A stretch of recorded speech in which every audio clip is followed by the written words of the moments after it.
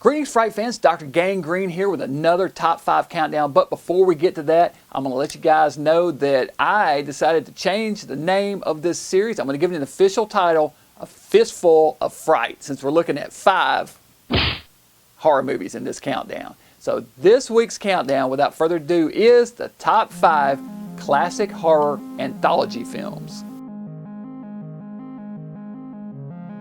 The horror anthology films, also known as portmanteau films, consist of multiple short stories presented in one movie, oftentimes with an additional story or segment that ties them all together. They are an offshoot of horror comics of the 50s, the best known of which is EC Comics, which featured The Vault of Horror, Haunt of Fear, and Tales from the Crypt, among others. Those books were, in fact, an offshoot of popular radio programs of the 40s and 50s like Lights Out, The Inner Sanctum, and Weird Circle, and many others, which often featured a spooky host who introduced the evening's tales.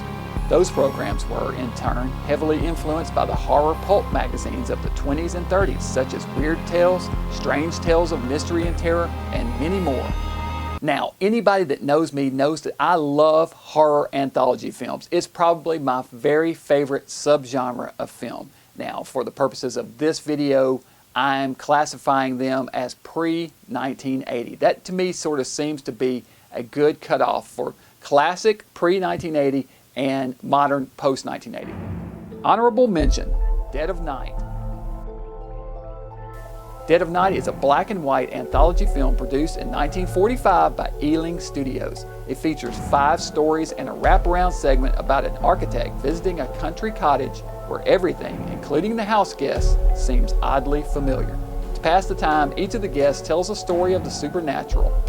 The interesting thing about this film is that it was shot by 5 different directors. The best of the bunch is the final segment, which is about a spooky ventriloquist dummy which has a life of its own. The movie was highly influential in the field of anthology films. The influence of the final segment in particular would be felt for decades in such films as Magic, 1978, Devil Doll, 1964, and 2 different episodes of The Twilight Zone featuring ventriloquist dummies, Caesar and Me and The Dummy. Bonus, this film was released on September 9th, 1945, which just so happens to be my birthday. Well, the month and day anyway, not the year. I'm not that old. Not yet anyway. Number 5, Trilogy of Terror. Trilogy of Terror is a 1975 made-for-TV movie directed by Dan Curtis. The stories are all based on short stories by Richard Matheson and scripted by William F. Nolan, except for the final segment, which Matheson himself scripted.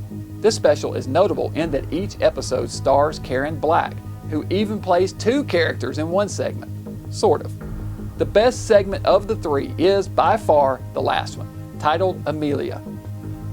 It is about a woman who picks up a special gift for her boyfriend, who is a college professor.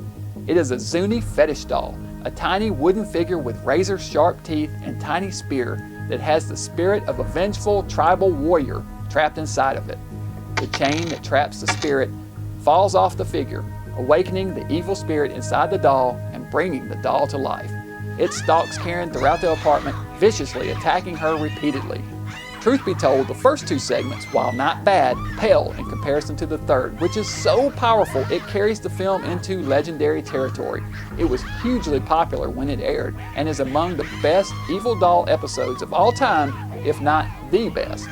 Fun fact, in the first segment the characters go to a drive-in movie theater and the film playing on the screen is another Dan Curtis movie, The Night Stalker. Number 4, The House That Dripped Blood.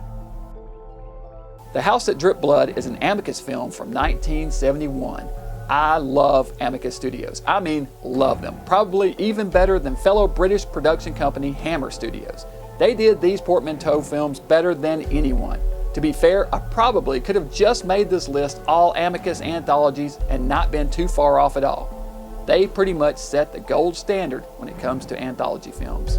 The segments are all based off Robert Bloch's stories, and Bloch also wrote the screenplay for this one.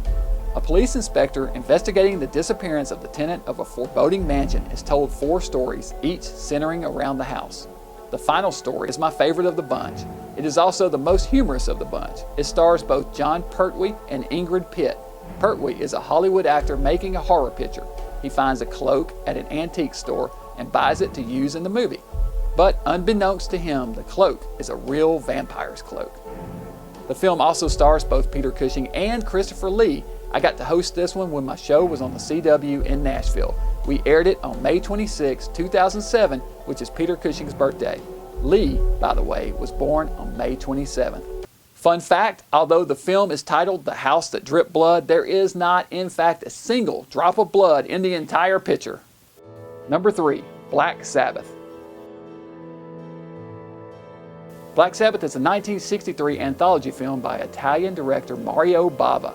It features 3 separate stories as well as Boris Karloff as the host for the film, introducing the segments much as he did his Thriller TV series. The fan favorite of the bunch is the Wurdelok, which is based on Russian folklore about vampires that feed on those they love the most.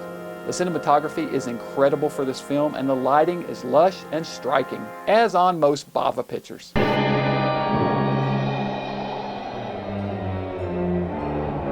I personally find the first segment, The Drop of Water, the creepiest of the bunch.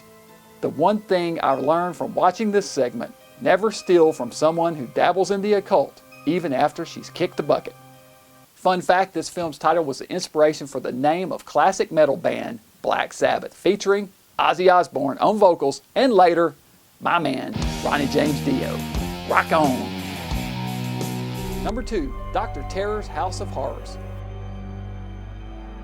This is an Amicus film from 1965. It was the first of Amicus's anthology films, and it stands out as one of the best. It features 5 stories and a wraparound segment about a group of 5 men who enter a train car for a long ride.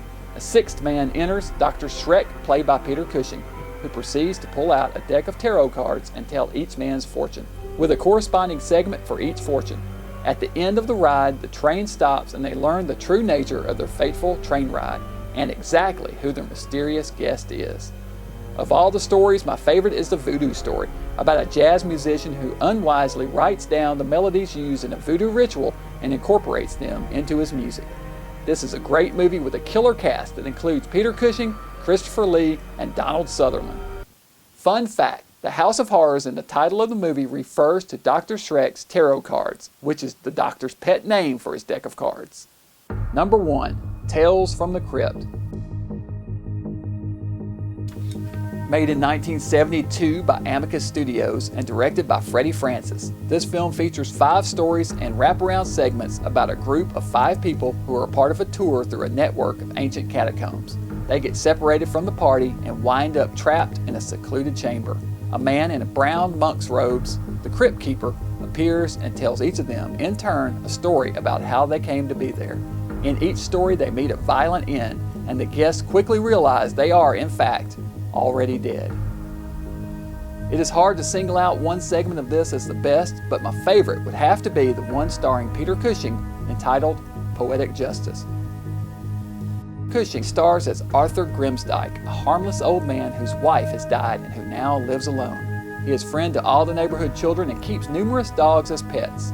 The snobbish rich man across the street wants to buy Grimsdyke's property and sets out on a smear campaign against poor Grimsdyke, turning the neighborhood parents against him and calling the pound on his dogs. He then mails a pile of nasty Valentine's Day cards to him, inscribed with poems telling him to die. Finally, dejected and alone, Grimsdyke takes his own life. But don't worry, in true EC fashion, Grimsdyke returns to deliver comeuppance.